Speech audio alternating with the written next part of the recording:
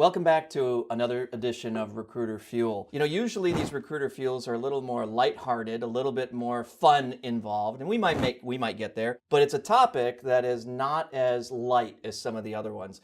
And in fact, Dana and Nancy, thank you for joining me. You were the only two brave enough to sit down and have this conversation with me. And it just so happens you're both female, and it has to do with female.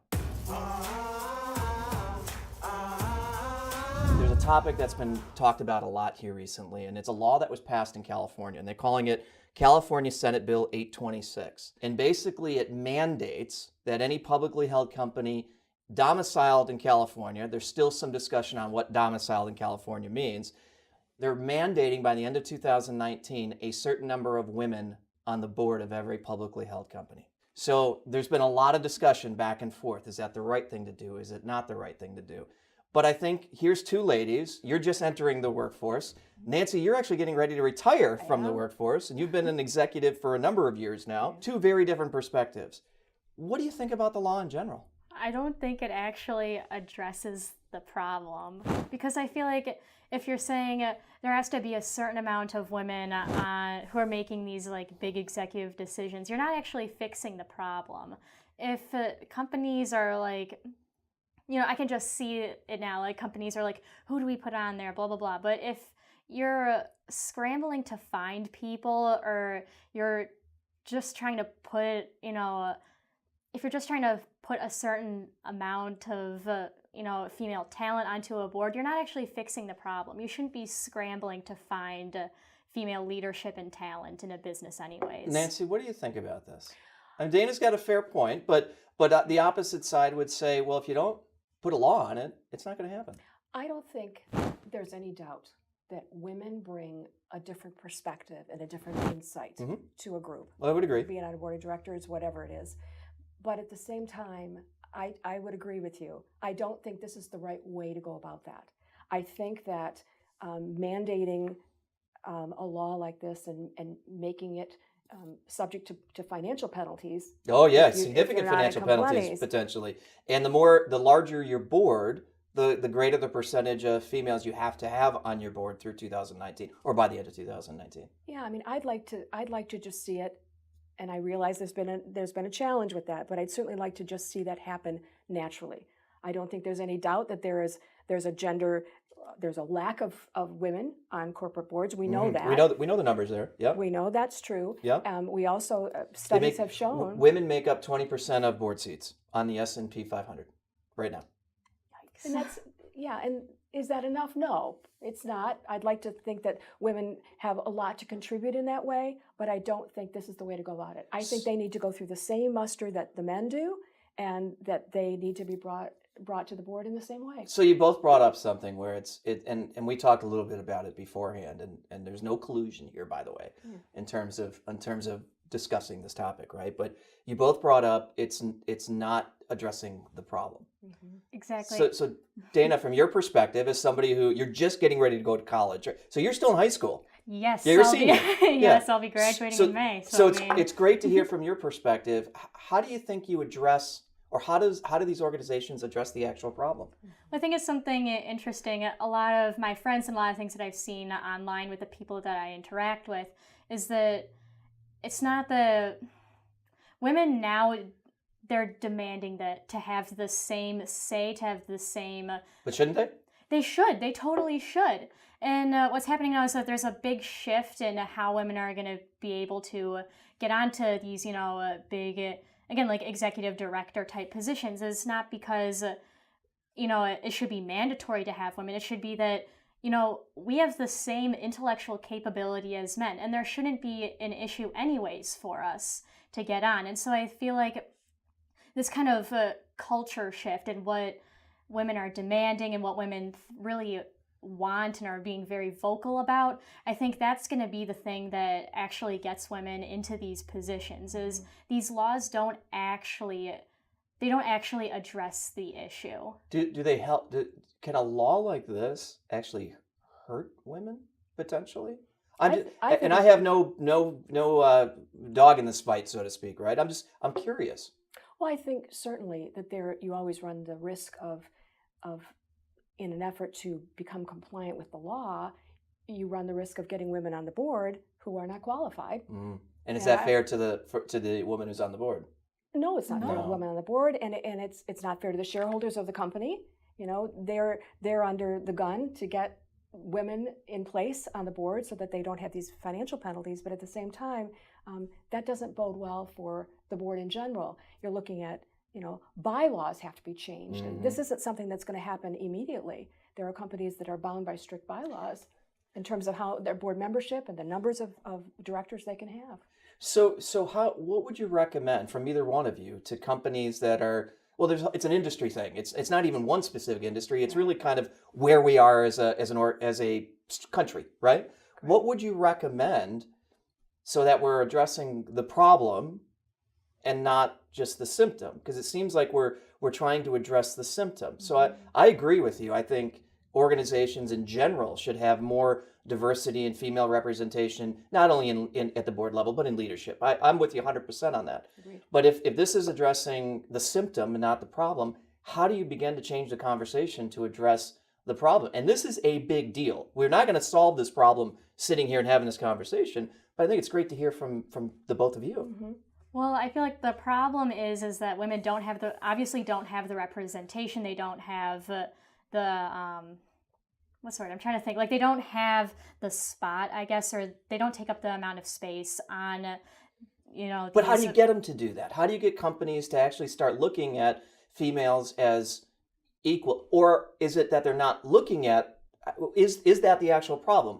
No, that's what I was getting to, is like, without this problem, it's not going to be something, again, that is solved overnight. It has to be changed by a culture shift in general. Again, we're treating the symptoms in this case and not the actual issue. So from a more practical perspective, and I'll ask both of you this, Dana and Nancy, what would be one or two pieces of advice you'd give to an organization based on where you are entering the workforce to address the problem and not the solution? What's one or two things a company should be doing? Well, what this law, at least from my perspective, what it does is that it politicizes women's roles in these big, you know, leadership and decision-making positions by saying that, oh, you need to have a certain amount of women, you know, on your executive board. It doesn't do anything for us. It just politicizes the whole thing. But the flip side of that, there would be certain females that would say, and not even just females, males and females that would say that's the only way to force it. It's the only way to kind of jumpstart the problem. You don't think so? I really don't think that it's the only way to get change to happen in these situations. Like Nancy said, it's again more of a bottom-up thing. You have to change the culture of your business to say, look, women and men might be different biologically, but as for what happens in their brains, what we can think about, what we can handle, how we reason, and what we're able to actually do, that's no different. Women have the same intellectual capacity as men. Well, in fact, one of the studies that I was looking at earlier said that companies that were more gender diverse had 15% more likely to outperform their peers or outperform their peers. Now, there wasn't a direct cause and effect correlation. They hadn't gotten that far, but it either shows companies that are more successful have more females, or for companies to become more successful, they have more females. It doesn't matter which way, it still shows that greater diversity of thought and so forth is different. But Nancy, from your perspective, I mean, a piece of practical advice that we could really start to kind of change the conversation about what's going on in companies. I think we have to look beyond gender. We have to look at qualifications. We have to, and it starts way before board formation. It Sure. starts way before trying to solicit people to join a board or be voted onto a board. It starts before that. We have to look at creating opportunities for women, making them aware of the opportunities that are out there. I think that's one of the biggest things. And I agree with you. I see all kinds of issues with this law simply because I don't think it validates a woman's place on the board. You know, it's very easy for people to say, well, she got there because they had to put somebody on the board and she was it. I can see where that would happen. I don't want to hear that in the future. I don't want to hear people talking like, oh, the only reason why so-and-so is here is even though she's not totally qualified is because it's a requirement. That's something I don't want to see. No, and I think there are certainly plenty of women out there that would step up to the challenge and meet the challenge admirably. And might be able to do a lot better and probably could than some men. I mean, And let's face it. And I do agree. I think the more viewpoints you have, Yeah.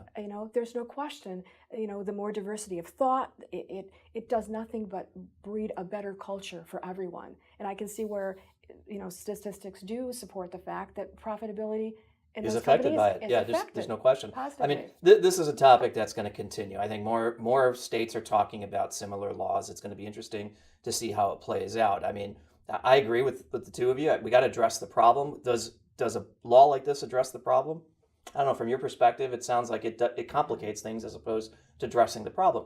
But it seems to me that the intent is potentially the right intent. I agree. Yeah. The outcome is maybe just not the right way to I think approach it's the it. method. The method method? is wrong. Yeah. Like the intent is there, but a lot of the reason why there aren't a lot of women in these leadership positions is not because men are purposely going, we can't have women on this board. It's totally unconscious. It's something that people often aren't completely aware of. Now, in So, fairness, I think there's some people they're totally that are. way. that think and the way that's you just terrible. described that they don't. I I do mean, too. I don't, but let's be fair, right? No, seriously. I mean, definitely, there Yeah. are people that think like that, but I feel like for the most part, this issue or this law, it doesn't solve the problem. The intent is there, but it doesn't bring about the solution Yeah. that would actually help women in a lot of ways that we want. One of the things I said to some of the team that didn't want to come on was like, this is a topic that it's a fine line, right? We don't want a bunch of people that are watching us getting all ticked off at us and saying, whatever the case is. But we don't have to make this a political conversation. We can actually talk as adults about it and say, okay, let's figure out ways to fix it.